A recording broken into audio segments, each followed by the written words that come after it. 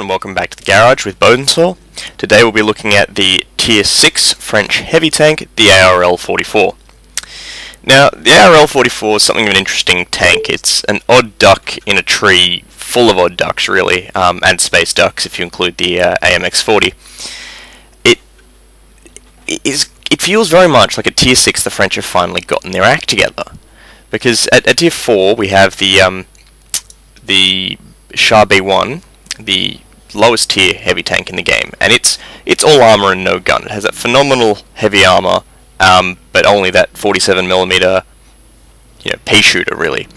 And then after it you have the BDR G1B, and it sacrifices a lot of armor on the hull for a lot of armor in the second turret at least, and that quite good 90mm gun. The ARL is kind of a mix between the two. It takes some decent hull armor, 120mm front, sloped, and then whacks on some phenomenal guns. The secondary turret is well armored, but not as well as the hull, 110mm frontal, which really it only works out to be about that small area there. The rest of it's pretty thinly armored. Taking a shot in the side of the turret is not a good idea in this tank. You'll generally lose a crew member. But if we look at the tech tree, and look at the ARL-44, it has a phenomenal amount of guns. Now, it starts with a 76mm gun, but you've already had that from the BDR. You should start, if you're sensible with the BDR, you should start with this 90mm DCA-30. And it's tolerable, because you start with this turret, the ARL-44 Experimental, and I'll just show you that turret. I'll mount it. This is the turret you start with. This is the infamous barn turret, although I like to call it the Monopoly house. It looks like one of the houses from Monopoly. And this thing is horrible. Granted, it has better side armor than the second turret, but it has worse frontal armor. It's flat surface virtually everywhere. It's huge. Has this huge commander's coupler on top. It's easy to shoot that thing. And the gun is rather centrally mounted, and that means there's a good chunk of your turret that from about that vision slit upwards that gets exposed before you can actually get your gun over an object to shoot. Furthermore, the depression on this turret's not very good, so often you have to get up onto a ridge to shoot at people, and they're just going straight for this huge turret. The turret's also heavier than the second variant, the Nouvelle turret, which generally weighs down the tank, and my first recommendation for this vehicle is actually to get the second turret, because it will make the vehicle just perform better in general. Anyway, after that we get access to the 90mm gun F3, the 105mm Canon 13 TR, and the 90mm DCA-45. Now, two of these are Tier 7s. The F3 is a tolerable gun. It's quite good. Roughly equivalent to the German L56 88mm gun. The aim time is worse, accuracy is slightly worse, I believe, but the penetration is better. The 105mm is equivalent to most other Tier 7 105mm guns. It trades generally penetration for extreme amounts of damage. It's 165mm penetration, which is nothing to sneeze at, and 300 damage per shot, but its accuracy isn't that great, its aim time is quite slow, and its rate of fire is low. Don't get me wrong, this is still a great gun. I very much enjoyed it for the duration that I was using this gun, and is a viable choice on the ARL if you do not like the final gun, which is the Tier 8 DCA-45. This thing is ridiculous. This thing is very much like the L70 on the L71, sorry, on the Tiger, Porsche Tiger, King Tiger, etc. It's a very high penetration gun. Average is at about 212, but max is closer to 265, and it does about 240 damage per shot. It's normally about 6 rounds per minute, but I have a 100% trained crew and a large caliber gun rammer, so that helps increase its damage output. Now, this tank, it divides a lot of opinion in the community. Some people don't mind this tank. I'm one of those. I quite enjoy driving this tank. Other people absolutely hate it. and there are a variety of reasons for that. First off, its health pool isn't amazing. It has 820 hit points, which is alright for tier 6, but it's nothing phenomenal. Secondly, this turret is pretty weakly armoured. As I said, the mantlet's quite small, and that 100mm is really only around there. So if they hit you anywhere else, the round's definitely going to go through. Sloped front plate is good, it's great. You can bounce shots from Soviet 122mm guns, all of that. But the rest of the armor around the tank, 50mm side, 50mm rear, these big slab sides, if they get around to the side of you, you're just going to take a hurt, and it's not going to be a fun game for you. You're probably going to die quite quickly. Secondly, the suspension on this tank is quite exposed. You can get tracked quite easily. It's why I have 2 crewmen training in repairs at the moment, and hits to the turret also can frequently knock out crew members, hence why I have Jack of all trades on my commander and armourer. No, I don't have armour on this tank, strangely enough. I thought I had armour on my gunner, but turns out I don't. Yes, so that's the ARL-44 in general. With the top engine, it moves pretty quickly, for a heavy tank at least. It goes about 37 kilometers an hour, but it can get from place to place. The main problem that generally divides people absolutely on this tank is where it can get matched. It is a tier 6, but with that DCA 45 it really can start seeing tier 8, even on some occasions tier 9 matches, because you do have that very powerful tier 8 gun, and in those scenarios this tank just does not survive. 120mm of armor is not sufficient, and its health pool is just far too small, and it will die very swiftly to massed firepower.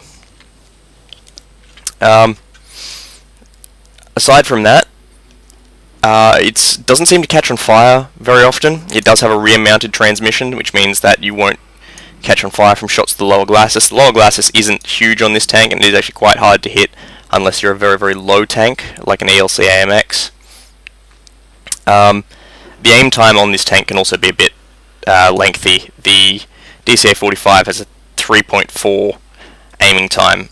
It is helped by the fact that I do have a high-trained crew, but even then you have to be careful not to expose yourself for too long in the aiming process. The other problem with this tank is it is quite a long grind, and some people take issue with that. So if you go to the tech tree, as you can see, I haven't unlocked the AMX M445 yet, but I'm not too far off. But to get there you have to go through the turret, and normally you could just grind to that pretty quickly. The downside is that you need these guns. You need the 90mm F3 to get to the 105 and the DCA 45, and you really need these two to make the AMX M4 a worthwhile tank, because it has exactly the same gun loadout. And if you try to go in at tier 7 with the DCA 30, you really will be struggling. The engines and the radio also, at least 2 of them, carry over to the AMX M4, so it's useful to grind this tank through and unlock everything, even though it will take a substantial amount of time. In my opinion, however, there is an upside to this, and as you can see, and I've already mentioned several times, I have a 100% trained crew, and I did not spend gold to get these guys to 100%. I did not actually even pay for them to get the credit level training. It was purely through grinding this tank. In order to unlock all these other modules and in grinding towards the AMX M4, I've gotten my crew 100% trained and 83% crew skill. In my opinion, that's a benefit, because it means once you're finished with this tank, and if you no longer want to keep it, which I probably will move on to the AMX M4, you can just transfer your crew straight across, and they've already got crew skills, which is perfect for tier 7. Alright, so that's the garage review for the ARL-44. Now for some battle footage. So here we are on Arctic region with the ARL-44. Pretty standard tier 6 match. As usual with the DCA 45 gun, you'll generally get placed at the top of the ladder like I am. One of 2 heavies on this team. We also have a KV-1S who is using the 122mm D25T gun. Also have a Dicamax and a Su-100Y on our team. Now, starting off this game, I'm a little bit hesitant, because it's me and the KV-1S are going down to the dogleg. where most of the heavies normally go. But we don't have much support. We have some tank destroyers and a medium guarding mid, which is a good idea, but if things start going pear-shaped for us, I'm not sure if they'll be able to react quick enough. I think there's far too many heading for the top sector. However, this does work out for us as we're able to hold off the push down here. The main concern of the enemy team is that KV-2. They also have a KV-1S, but the 152mm howitzer on the KV-2 is certainly a problem. So this Covenant has just revealed himself, and he's going to take a round through. Actually, no, it's Crusader. Sorry, Crusader takes a round through the turret. As you can see, the good fire rate on this DCA 45 gun. I do have a rammer on this tank. Does help get that rate of fire up just a little bit. Fixing my angling. Now they've got a Matilda. As you can see, the gun will just cut straight through. No problem there. 243 damage straight up. And that's an average damage roll. And as the Covenant are dead, you can see the little tank angels, part of the April Fool's patch.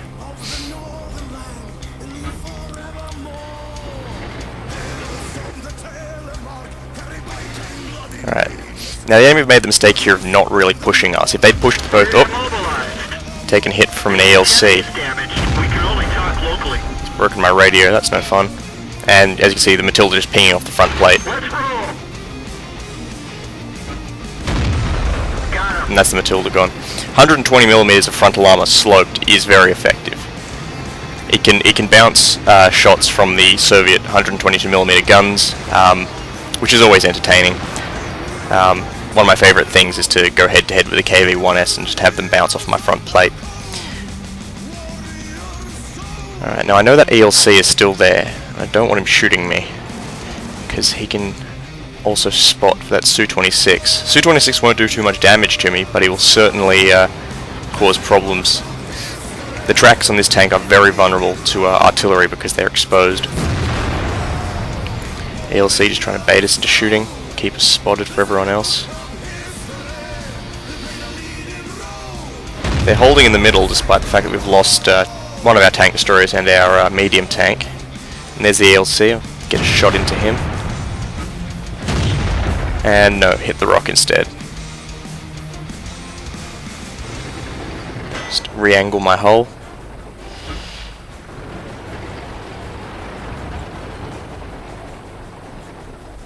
It is important to angle your hull with the ARL. This serves two purposes. Firstly, it does increase the effectiveness of your armor, and secondly, it allows you to absorb some more shots on the tracks. Clever placement of your tracks means you can effectively save yourself from certain death by causing the suspension to absorb majority of the damage. You have to be careful when using this though, because if you use it against multiple opponents that are trying to gang up on you, you're in trouble because it can break your tracks and leave you immobilized and prone to being flanked. Alright. Kill the VK. And now to go after the ELC again. Now, I honestly thought I was just going to keep him tracked with this shot, but as you can see, I managed to finish him off. Now to go after the Su-26.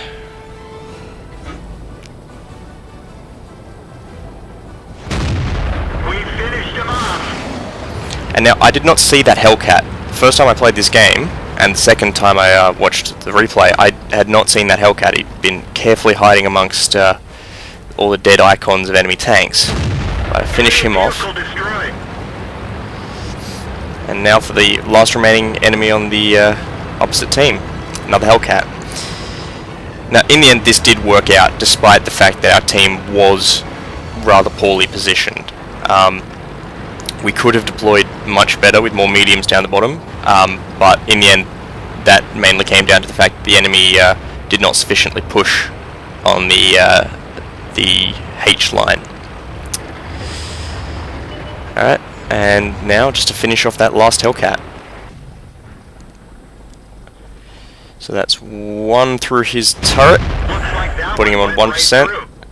And I'm not going to let those mediums steal this kill. He's mine, number 7. Alright, that's the Hellcat done, and GG.